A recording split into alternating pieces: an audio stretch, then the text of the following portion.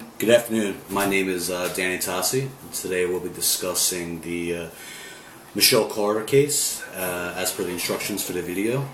This definitely was a challenge for me. I'm not the most technologically advanced person. So without further ado, let's see if it all works and see if I can do this. Alright, the Michelle Carter case involves a teenager with a suicidal history. He tried to kill himself by carbon monoxide poisoning, but then decided to get out and to get out of the vehicle. However, through text messaging communication, his girlfriend, Michelle Carter, convinced him to go back into the car. Michelle Carter was convicted of involuntary manslaughter. This was a groundbreaking decision, as noted by the professor. There are many cases where someone is convicted of involuntary manslaughter where they're not present. Here, she had a virtual presence.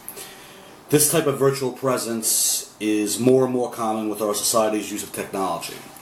So the question poses, is the laws reactive as it should be, and can they keep up with technology? So I have a two-part answer to this. No, the statutes, due to the long lawmaking process, which is quite cumbersome, cannot keep up with technology. Technology changes quite quickly. It's ever changing. What comes out today may be obsolete 6 months from now, whereas depending on what kind of law you're trying to pass, a law may take a year to pass or possibly even more depending on what it is. So the answer is no. However, because of case law, case law has been more reactive. As technology evolves, judges and courts have adopted existing laws on the books to apply accordingly to all changing society to promote the needs of justice. Examples of this, the case the professor noted, was the Michelle Carter case, the involuntary manslaughter case with the text messaging, where she had the virtual presence. What do I think about the case? I'm not really sure, to be honest with you. I've never even thought about something like this until this class posed the question.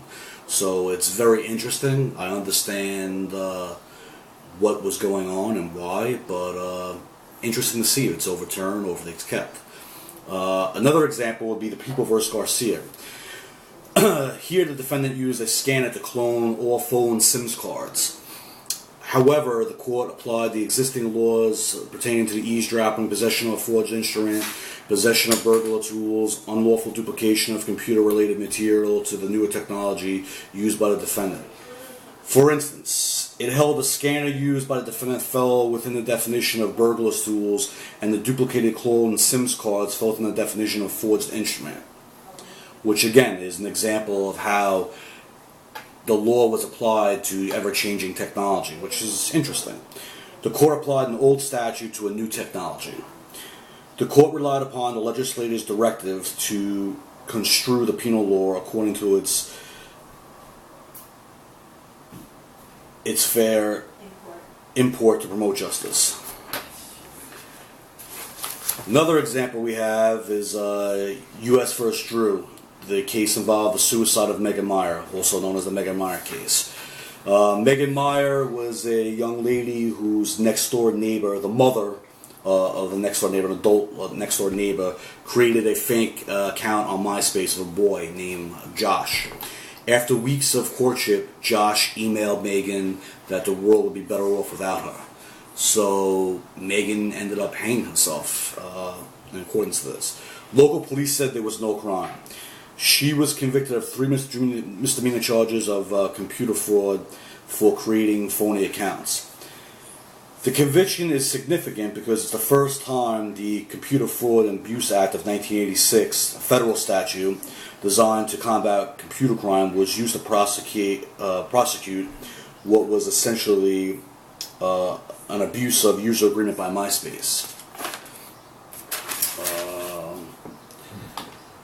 Legal experts say the court's application of the federal statute applied to the expanding with technology and the growth of social media. So legal experts are saying that as technology grew, they were able to apply case law to this. The conclusion is, with the laws on the books cannot change as fast as technology, as I stated, because of the long, cumbersome political process of making laws. As we've seen, the courts can expand and adapt the current laws to new technology as they see fit, and as the courts and Garcia recognize, to promote justice. So I hope this answered the assignment, and please give me your feedback, and enjoy your day. Have a nice day.